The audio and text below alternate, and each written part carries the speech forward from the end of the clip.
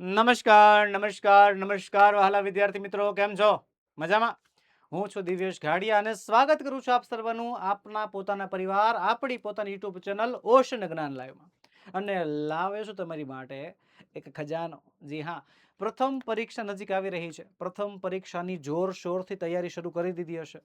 બસ એ જ તમારી તૈયારીમાં ચાર ચાંદ લગાવવા, કહેવાય કે સોનામાં સુગંધ ભેળવવા, તમને બને એટલો સપોર્ટ, ટેકો, આધાર આપવા માટે લાવ્યો છું હું ઓશન જ્ઞાન લાઈવ વતી પ્રથમ પરીક્ષા મોસ્ટ આઈએમપી પેપર સેટ. જી હા વાલા વિદ્યાર્થી મિત્રો, પ્રથમ પરીક્ષાના મોસ્ટ આઈએમપી પેપર સેટ, એ પણ સંપૂર્ણ સોલ્યુશન સાથે તમારી માટે તૈયાર છે.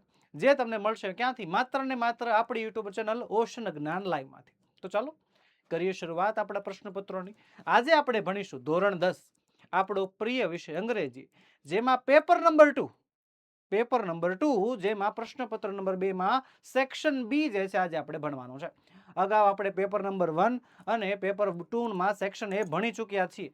જો તમે તેના વિડીયોઝ નથી જોયા તો તેની લિંક નીચે વિડીયોમાં આપેલી છે, તેને જરૂરથી જોઈ આવજો. તો ચાલો કરીએ શરૂઆત. Section B. હાલો, સેક્શન બી નો સૌથી પહેલો પ્રશ્ન હોય છે, read the stanza and answer the question, કે સ્ટાન્ઝા વાંચો, કાવ્યની કાવ્ય પંક્તિ વાંચો અને એના આધારે સવાલોના જવાબ આપો.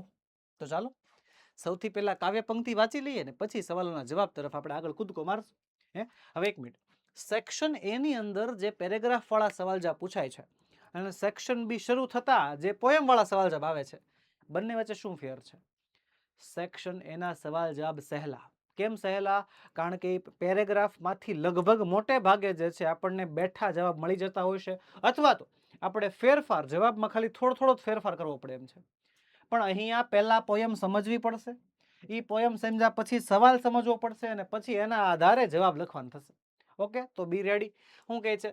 The song of mine will wind its music around you my child. શું કહે છે કે મારું આ ગીત છે, ધ સોંગ ઓફ માઇન, મારું આ ગીત વિલ વાઇન્ડ ઇટ્સ મ્યુઝિક, એના સંગીતને તારી ફરતે વીંટળાઈ લેશે, અરાઉન્ડ યુ માય ચાઇલ્ડ, મારા બચ્ચા, like the found arms of લવ, જાણે કે પ્રેમના પ્રેમાળ હાથ કેમ ના હોય. ધીસ સોંગ ઓફ માઇન, મારું આ ગીત જે છે, વિલ ટચ યોર ફોરહેડ, તારા કપાળને અડશે, like a kiss of blessing, જાણે કે આશીર્વાદની ચુંબન કેમ ન હોય. તમે જોતા હશો વડીલો જ્યારે પોતાના બચ્ચાઓને પોતાના બાળકોને કપાળ ઉપર કિસ કરે ને, એનો અર્થ શું હોય કે તે એને આશીર્વાદ આપવા માંગે છે. વેન યુ આર અલોન, જ્યારે તું એકલો હઈશ, it will sit by your side, મારો આ ગીત તારી બાજુમાં આવીને બેસશે, and whisper in your ear, અને તારા કાનમાં આવીને ખુસફુસ વાતો કરશે. When you are in a crowd, જ્યારે તું ભીડમાં હઈશ, જ્યારે તું ટોળામાં હઈશ, ઇટ વિલ ફેન્સ યુ, એ તારી રક્ષા કરશે, અબાઉટ વિથ અલુફનેસ, એ તને રક્ષણ આપશે. ચાલો, સવાલ છે પહેલો, what will the song do when the child is in crowd, જ્યારે બાળક ક્રાઉડમાં હશે ત્યારે શું થશે? એક મિનિટ, તો જો અહીંયા પેરેગ્રાફ આપણે ગોતીએ, જો લાઈન ગોતીએ, when you are in the crowd it will fence you about with aloofness. ચાલો, આ બે લાઈન મળી ગઈ. હવે આપણને ખબર છે આ બે લાઈનમાં જવાબ છે. એક પહેલી વસ્તુ યાદ રાખજો, જ્યારે તમને અડધો વેન દેખાય, અડધો વેન એટલે વાક્યમાં વચ્ચે વેન હોય, સવાલ હોય ને, સવાલમાં જો વચ્ચે વેન આપેલું હોય, જ્યારે આવું અડધું વેન દેખાય ને, અડધું વેન સૌથી પહેલા બેઠું મારી દેવાનું.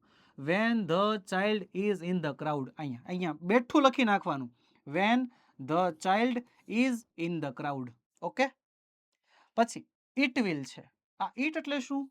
તો સોરી, સોંગ છે ને, the song. Okay, the song will fence you, you fans you, તારી રક્ષા કરશે. નહીં, સહી તો બાળકની રક્ષા કરશે ને, અથવા તો યુની જગ્યાએ જે છે ચાઇલ્ડ લખવું પડશે, બરોબર ને? ઓકે, જવાબ મળી ગયો. જોવો તો, van the child is in the crowd, the song will fans the child about with અલુફનેસ.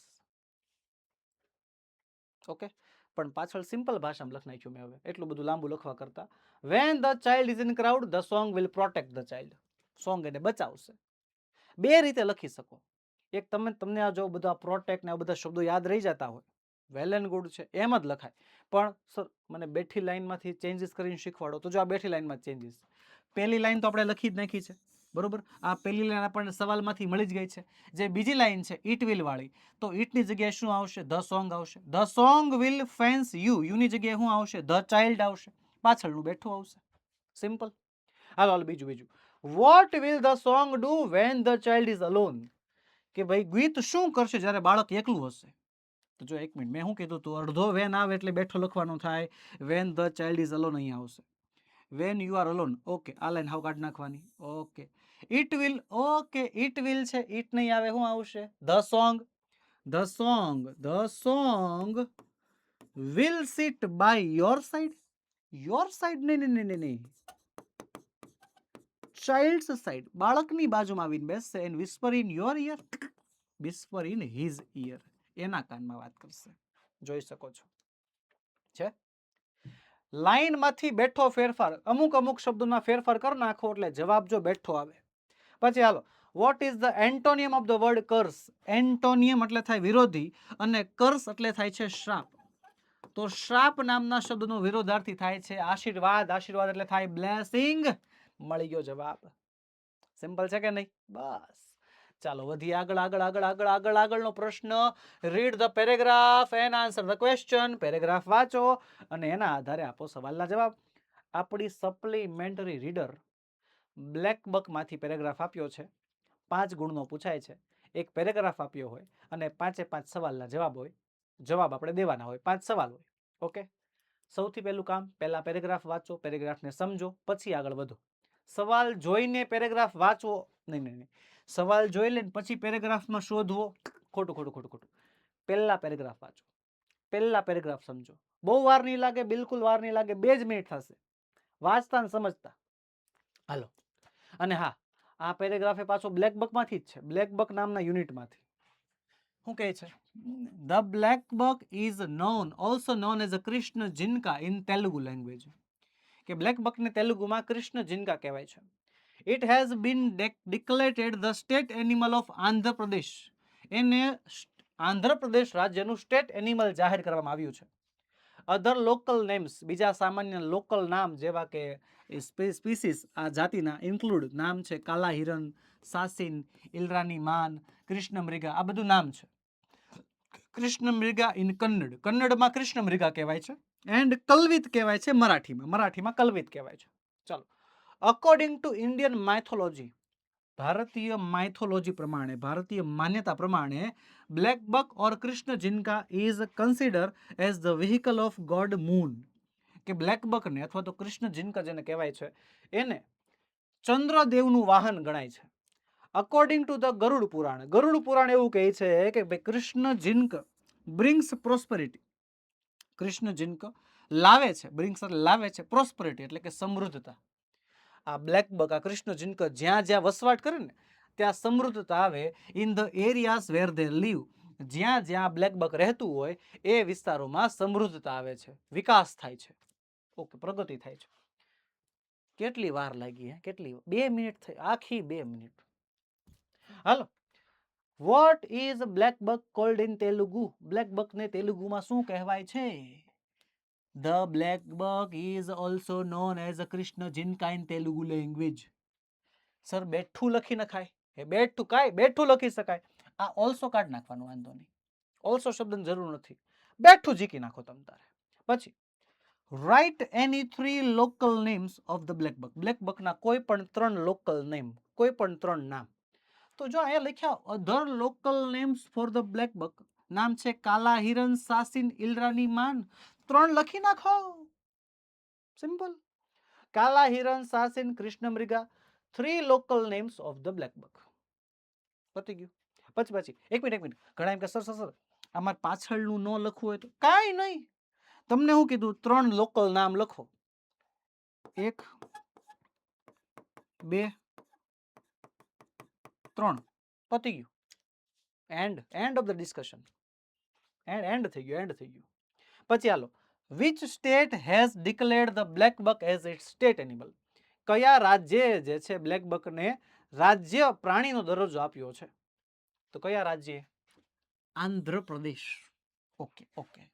હવે આપણી પાસે સવાલ છે, અહીંયા રહ્યો જવાબ છે આંધ્રપ્રદેશ. આખા વાક્યમાં જવાબ કેમ આપશું?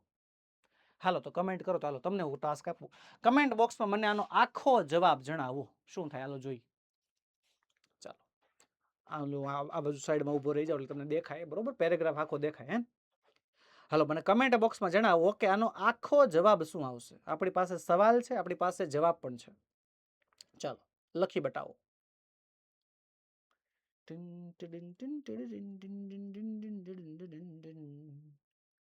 થઈ ગયું? હાલો ચકાસીએ. વિચની જગ્યાએ આંધ્રપ્રદેશ લખવાનું હતું. બસ કાંઈ જ નહીં, માથાકૂટ જ નહીં કાંઈ. વિચની જગ્યાએ આંધ્રપ્રદેશ. પતી ગયું. ચાલો આગળ વધીએ. ધ બ્લેક બક શું કહે છે? Vote does the Indian mythology સે અબાઉટ ધ બ્લેક બક? કે ઇન્ડિયન માઇથોલોજી બ્લેક બક વિશે શું કહે છે? બતાવું લાઈન અહીંયા જ છે. According to the Indian mythology, black buck or Krishna Jinka is considered as the vehicle of the god moon. બેઠો જવાબ છે, બરોબર? પણ અહીંયા છે ને આપણને બ્લેક બક શબ્દ વાપરો તો અહીંયા, હે ને? તો અહીંયા છે ને ઓર કૃષ્ણ જિનકા આ શબ્દ વાપરવાની જરૂર નથી. કાઢી નાખો કાઢી નાખવાનો. રહેવા દીધો હોય તો વાંધો નહીં, તમ તારે કોઈ માર્ક્સ નો કાપી શકે, પણ કાઢી નખાય, મને નડે નહીં કાઢમ કરું એમ. પતી ગયું. જો what does the Garuda Purana say about the black buck? Garuda Purana શું કહે છે? તો અહીંયા જ્યાં એમાંય બેઠે બેઠી પાછળ જ લાઈન છે.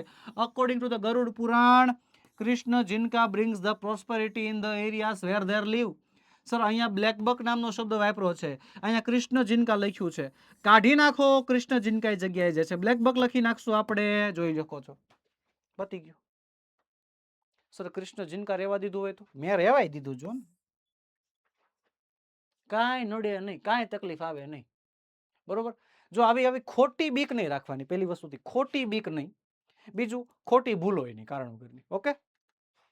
અને આ ભૂલો સુધારવી હોય, પ્રો બનવું હોય બધા વિષયમાં, આવી જાવ આપણી બ્રહ્માસ્ત્ર બેચમાં. જી હા વહાલા વિદ્યાર્થી મિત્રો, ધોરણ 9 અને 10નું ઓનલાઈન ટ્યુશન ક્લાસીસનું સાચું સરનામું એટલે કે ઓશન જ્ઞાન લાઈવ દ્વારા તૈયાર થયેલી બ્રહ્માસ્ત્ર બેચ, જેની અંદર સંપૂર્ણ અભ્યાસક્રમ, તમામ અભ્યાસક્રમ પૂરેપૂરા ખંતથી ભણાવવામાં આવે છે. એક એક દાખલો, એક એક સવાલ, એક એક સમીકરણ, એક વાક્ય રચના, બધી વસ્તુ તમને પૂરેપૂરી ભણાવાય છે. સંપૂર્ણ અભ્યાસક્રમ ભણાવાય છે, એ પણ લાઈવ. પ્લસ એ લાઈવ લેક્ચર તો ઠીક, પ્લસ રેકોર્ડેડ લેક્ચર પણ હશે. શિક્ષકો દ્વારા તૈયાર કરાયેલી હેન્ડ રિટન બુક પણ હશે. અને બીજું આખા વર્ષનું પ્લાનિંગ એટલે કે નેવિગેટર પણ વહાલા વિદ્યાર્થી મિત્રો તમને મળી જવાનું છે. તો કરો કંકુના, જોડાઈ જાવ આપણી બ્રહ્માસ્ત્ર બેચમાં. કાંઈ પણ માહિતી જોતી હોય, કાંઈ પણ મૂંઝવણ હોય, મોબાઈલ નંબર જો આપ્યો છે 70 46 22 22 54 ઉપર તમે સંપર્ક કરી શકો છો. હાલો આગળ છે રીડ ધ ગિવન ડેટા. આપેલા ડેટા વાંચો અને ડેટાના આધારે સવાલના જવાબ. 5 ગુણનો પ્રશ્ન છે. હાલો ફટાફટ સૌથી પહેલા કરી નાખવાનું ડેટાનું એસેસિનેશન. ડેટા શું કહેવા માંગે છે જોઈ લેવાના. હાલો, Saraswati Vidya Mandir 36 MG road Jamnagar. Mobile number આપ્યો છે. Application are invited for the following post. નીચેની પોસ્ટ માટે જે છે અમે એપ્લિકેશન મેળવવા માંગીએ છીએ. કઈ પોસ્ટ માટે? વાઇસ પ્રિન્સિપલ છે, સુપરવાઇઝર છે, ટીચર છે. મિનિમમ ક્વોલિફિકેશન કેટલું છે? BA MAd. જે ઇન્ટરેસ્ટેડ કેન્ડિડેટ છે એમને જે છે આ એપ્લિકેશન સેન્ડ કરવાની અને પોતાનો બાયોડેટા સેન્ડ કરવાનો 7 દિવસની અંદર. આ એડવર્ટિઝમેન્ટના 7 દિવસની અંદર જે છે એમણે પોતાની બધી વિગતો, પોતાનો બાયોડેટા, પોતાની બધી વિગતો જમા કરાવવાની. ક્યાં જમા કરાવવાની? શ્રી DM વ્યાસને, જે શાળાના પ્રિન્સિપલ છે. ઓકે, પતી ગયું. લ્યો 2 મિનિટ થઈ. હાલો, who has given this advertisement? કે કોણે આ એડવર્ટાઇઝમેન્ટ આપી છે? કોણે આપી છે? સરસ્વતી વિદ્યા મંદિર. સિમ્પલ, એને આપી છે. Who is the principal? Principal કોણ છે? અહીંયા લખ્યું સર DM વ્યાસ. લખી નાખશું શ્રી DM વ્યાસ. વુની જગ્યાએ નામ લખી નાખશું. હે, પતી ગયું. For how many posts is this advertisement? કે કેટલી પોસ્ટ માટે જે છે એડવર્ટાઇઝમેન્ટ છે. હવે ઘણા છે ને ઓલું એક્સ્ટ્રા વિચાર કરવા વાળા હોય ને, શું કહેવાય એને ખબર? Over thinking. હા, ઓવર થિંકિંગ કરવા વાળા હોય શું કરે ખબર છે? સર વાઇસ પ્રિન્સિપલ 1 છે, સુપરવાઇઝર 1 છે, ટીચર્સ લખ્યું છે, બહુવચન લખ્યું છે. સર એ તો ઘણા બધા હશે, તો આ સંખ્યા કેમ આપવી? પણ તમને કેન્ડિડેટની સંખ્યા નથી માંગી, તમારી પાસેથી પોસ્ટની સંખ્યા માંગી. 1 પોસ્ટ, 2 પોસ્ટ અને 3 પોસ્ટ. 3 પોસ્ટ છે, બરોબર છે. કેન્ડિડેટ કેટલા એ નથી પૂછ્યું. પોસ્ટ કેટલી? તો 3 એ પૂછ્યું છે. લખીશું this advertisement is four 3 posts. આ જાહેરાત 3 પોસ્ટ માટે છે. ચાલો, વિથિન હાઉ મેની ડેઝ, કેટલા દિવસની અંદર અંદર should the candidate send their biodata? કેન્ડિડેટે બાયોડેટા આપવાના કેટલા દિવસમાં? 7 દિવસમાં. ચાલો, આ કાઢી નાખશું આપણે સાવ. આ વિથિન શબ્દ રહેવા દેવો પડશે પાછો. હા, હાઉ મેની કાઢી નાખવાનું. શુડ અને ધ કેન્ડિડેટ ફેરવી નાખવાના. ધ કેન્ડિડેટ સૌથી પહેલા, શુડ પાછળ. The candidate should send their biodata within 7 days of the advertisement. એડવર્ટિઝમેન્ટના 7 દિવસમાં જે છે બાયોડેટા જમા કરાવવાનો છે. ત્યારબાદ what is the minimum qualification for this job? આ જોબ માટે ઓછામાં ઓછી ક્વોલિફિકેશન કઈ છે?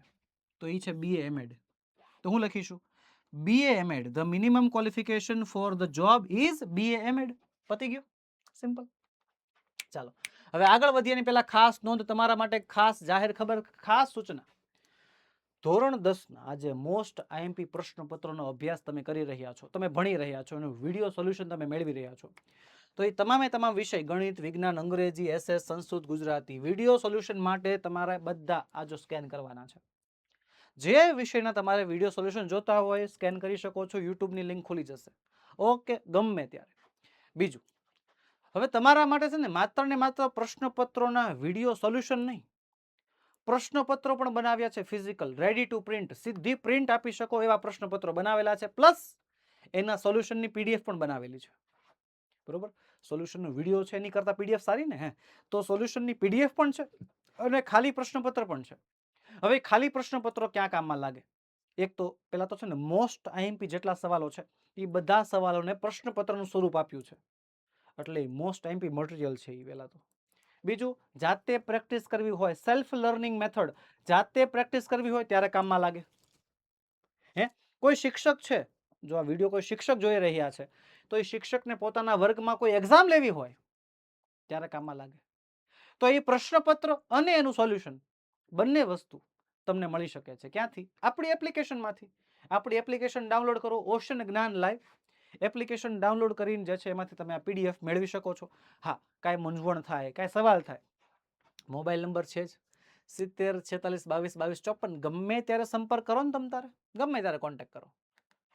હાલો આગળ વધીએ. આગળ શું કહે છે? રીડ ધ ઇન્ટરવ્યુ વાંચો અને એના આધારે આપો સવાલના જવાબ. 4 ગુણનો પ્રશ્ન છે.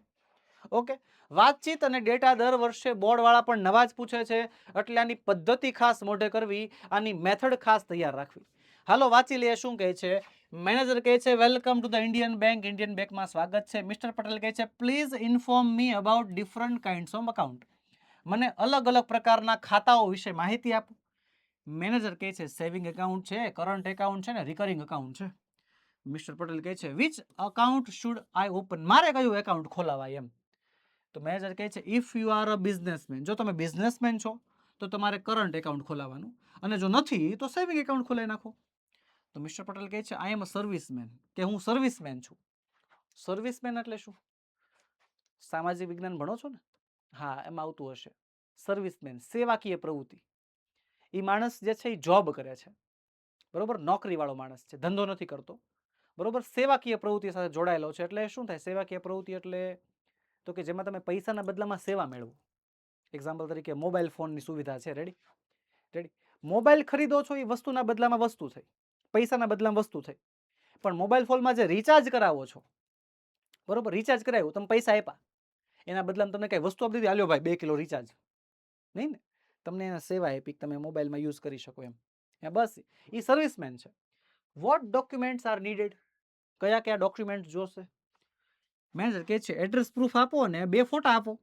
મિસ્ટર પટેલ કહે છે how much money should I deposit initially? કે મારે તરત જ કેટલા રૂપિયા જમા કરાવવાના? તરત જ. તો કહે છે ઓનલી 500 રૂપીસ, ખાલી 500. મિસ્ટર પટેલ કહે છે will you issue me a chequebook? મને ચેકબુક આપશો? તો કહે છે યસ, હા, but if you want a chequebook જોતી હોય તો મિનિમમ બેલેન્સ 1000 રૂપિયા છે. ઓકે, તો મિસ્ટર પટેલ કહે છે ઓકે ગીવ મી ફોર્મ. લાવો ફોર્મ લાવો, હાલો વાંધો નહીં. તો મેનેજર કહે છે ફિલિંગ ધ ફોર્મ. આ ફોર્મ ભરી લ્યો અને ઓપન એન એકાઉન્ટ ઓપન કરી નાખો. પતી ગયું, સિમ્પલ. ચાલો, with which bank does mister Patel want to open his bank account, કે કયા બેંકમાં મિસ્ટર પટેલને ખાતું ખોલાવવું છે? કયા બેંકમાં? ઇન્ડિયન બેંકમાં, હે ને? હાલો, વિચ બેંક કાઢી નાખશું, ડઝ કાઢી નાખશું. ડઝ કાઢી નાખશું એટલે જવાબમાં તમારે એસ કે ઈએસ વાળું રૂપ મૂકવું પડશે. મિસ્ટર પટેલ વોન્ટ નું થઈ જશે વોન્ટ્સ.